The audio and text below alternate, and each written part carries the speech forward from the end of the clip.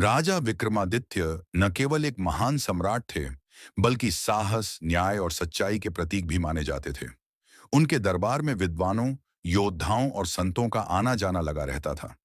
एक दिन एक तांत्रिक दरबार में आया और राजा से एक विचित्र अनुरोध किया। महाराज, मुझे एक विशेष तांत्रिक साधना पूरी करनी है, जिसमें आपकी सहायता आवश्यक है। परंतु यह कार्य साधारण नहीं, अत्यंत खतरनाक है। राजा विक्रमादित्य ने बिना डरे कहा, जहां धर्म और सच्चाई का साथ देना हो, वहां विक्रम पीछे नहीं हटता। बताओ, मुझे क्या करना होगा? तांत्रिक बोला, आपको अमावस्या की रात श्मशान में जाकर एक पीपल के पेड़ पर लटके शव को लाना होगा।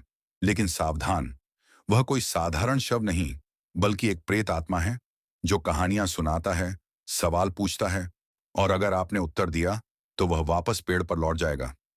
राजा ने बिना विचलित हुए इस चुनौती को स्वीकार कर लिया। रात घिरते ही विक्रमादित्य अपने अस्त्र शस्त्र लेकर श्मशान पहुंचे। वहां की वीरानी, सन्नाटा और जली हुई लकड़ियों की गंध भी उनके साहस को डिगा न सकी।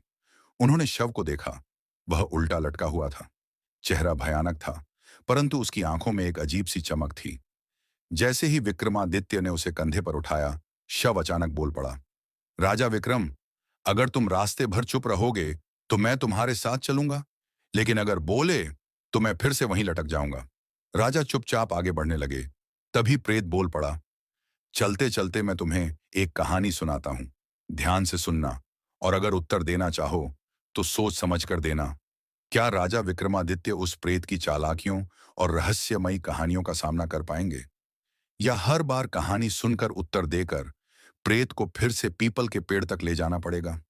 जवाब जानने के लिए अगला भाग जरूर सुनिए, जहां प्रकट होगी पहली रहस्यमयी कहानी और विक्रम के धैर्य की असली परीक्षा।